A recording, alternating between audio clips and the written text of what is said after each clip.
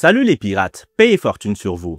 On se retrouve aujourd'hui pour décortiquer le chapitre 1158 de One Piece. Asseyez-vous bien parce que là, franchement, Eiichiro Oda il nous a laissé énormément d'indices qui vont nous mener à God Valley, à la mort de Shebeck, à la trahison de Harald et au dénouement final qui va nous conduire au présent. Alors, sans plus tarder, je vais rentrer dans le vif du sujet. Dans un premier temps, on se rend compte en fait qu'il s'attarde énormément sur Shaki, les Kuja.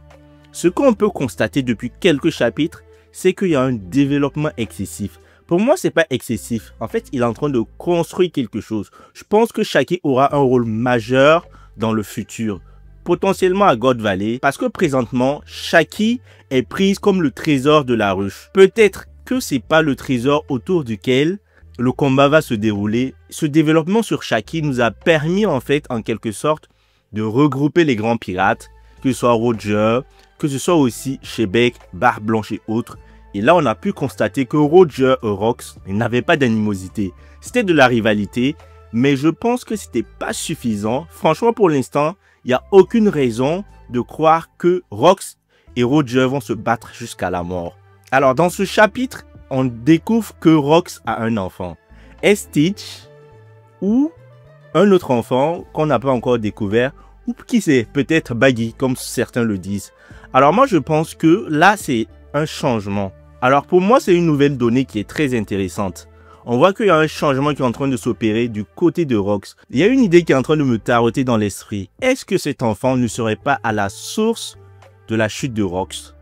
Parce que si le gouvernement mondial apprend que Rox a un enfant, ce qui pourrait se passer, c'est que le gouvernement mondial va capturer cet enfant et la mère et faire chanter Rox. Et qui sait, peut-être que Rox est allé à God Valley pour sauver sa famille. Et en parlant d'enfants, dans ce chapitre, on découvre qu'à God Valley, une femme aux cheveux roux a accouché deux jumeaux, Shanks et son frère Shamrock. Et oui, dans ce chapitre, franchement, le point d'or, c'est sur les enfants. Et je pense que c'est le basculement qu'il nous fallait. Je pense que God Valley, ça sera le combat pour le futur. Le combat de titans pour leur progéniture. Et là, du coup, on apprend que Garling Figarland a découvert quelque chose qui pourrait potentiellement susciter la curiosité et qui va plaire à Imu. Qu'est-ce que c'est? Pour l'instant, on ne le sait pas. Mais dans le chapitre, on nous montre deux enfants. Est-ce que ce sont ces enfants qui ont été amenés comme étant les enfants de la prophétie, potentiellement Shanks? Pourquoi je ne le pense pas? Parce que premièrement, lorsque Roger a découvert Shanks dans un coffre, il était étonné. Donc ça montre que c'est pas la raison pour laquelle il est venu. Ce que je pense, c'est que Garling, il a vécu à God Valley et il s'est amouraché d'une femme.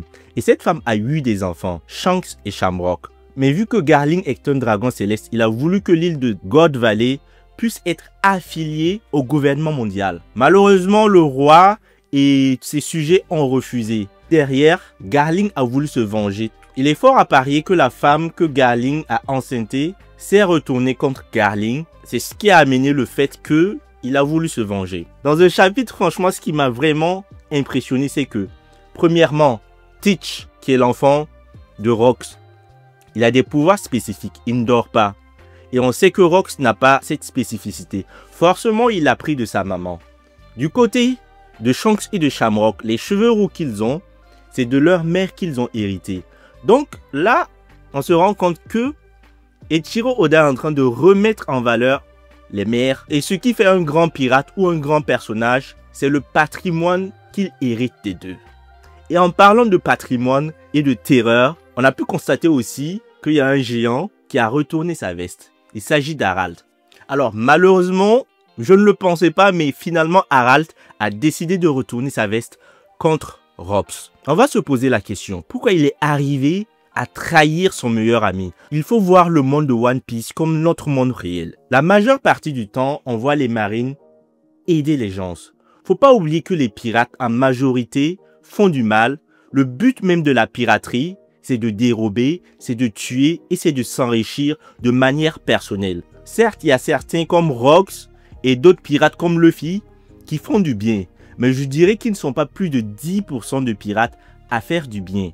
Contrairement dans la marine, la majorité des marines font du bien. Ils protègent les individus, les citoyens des pirates. Alors, il y a des marines qui sont cruels, qui sont méchants, qui sont mauvais. Et je pense que dans la marine, ceux qui font le mal, ils sont pas plus de 10%. Mais vu qu'ils sont puissants et vu que One Piece, mine de rien, c'est la puissance qui est mise en avant. Donc, on a l'impression que les marines sont mauvais. Donc, si on remet les choses dans ce contexte, je comprends Harald.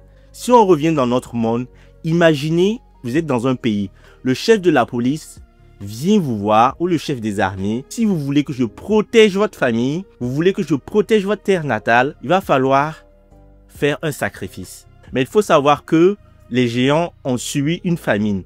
Et c'est grâce aux humains qu'ils ont réussi à surmonter cette famine. Et de deux, il faut savoir que Harald en avait marre de la guerre. Depuis qu'il a rencontré Ida, il a changé de perspective, il a changé de vision.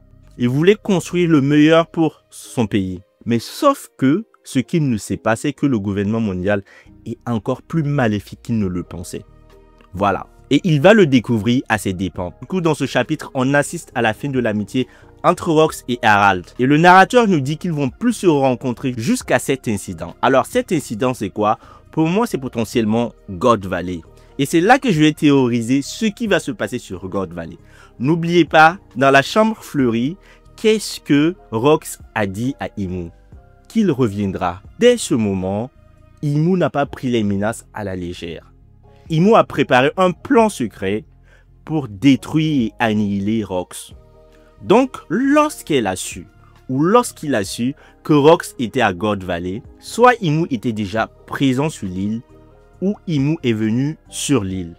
Rox a dû affronter Harald et des chevaliers divins et même les membres du Gorosei à God Valley. C'est pas Harald qui va tuer Rox. Soit Rox a été transformé comme les géants ont été transformés sur Elbaf, ou bien il a été battu par la coalition dont je vous ai cité précédemment et Harald n'a pas pu donner le coup de grâce et c'est soit Imu ou un chevalier divin ou peut-être même un membre de Gorosei qui lui a donné le coup fatal. Et à partir de ce moment, c'est là que l'enfer va commencer pour Harald.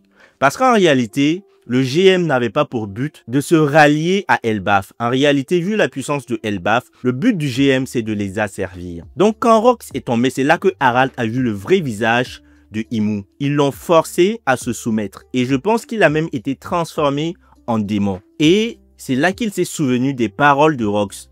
Il a énormément regretté et c'est pour ça qu'il s'est arraché les cornes. Et pour éviter que cette force qu'est Elbaf et les géants ne tombe entre les mains du gouvernement mondial, il s'est battu le reste de sa vie à rendre les géants pacifiques. Je ne pense même pas que Loki ait réellement tué Harald.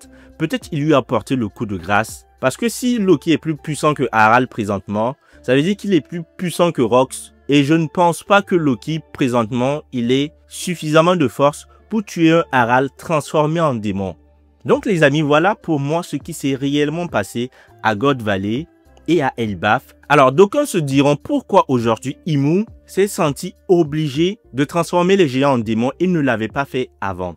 Pour moi, lorsqu'elle transforme un être vivant en démon, cet être vivant devient comme un zombie et n'est plus capable de se reproduire. Imu c'est un être qui vit durant des millénaires et son objectif c'est de garder la pérennité jusqu'à contrôler le monde entier. Mais lorsque Vegapunk a révélé que la guerre finale arrivait et aussi le fait que Luffy ait éveillé son fruit et que Nika soit de retour et en parallèle les révolutionnaires sont en train d'attaquer Marie-Joise, là Imu s'est dit je n'ai pas le choix.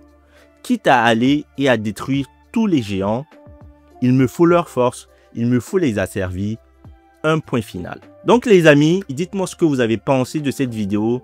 Est-ce que cette théorie vous a plu? Dites-moi en commentaire ce que vous pensez, vous, de ce qui a pu se passer entre Harald et Rox. Est-ce que Harald a tué Rox à God Valley? Vous pensez que c'est Imu qui l'a fait ou peut-être une autre personne? J'ai hâte de vous lire en commentaire et si vous avez aimé la vidéo, n'oubliez pas de liker, de vous abonner et surtout de partager. Merci, on se dit à très bientôt dans le chapitre 1159 et je pense qu'on aura d'autres éléments de réponse qui vont venir étayer ce que j'ai dit.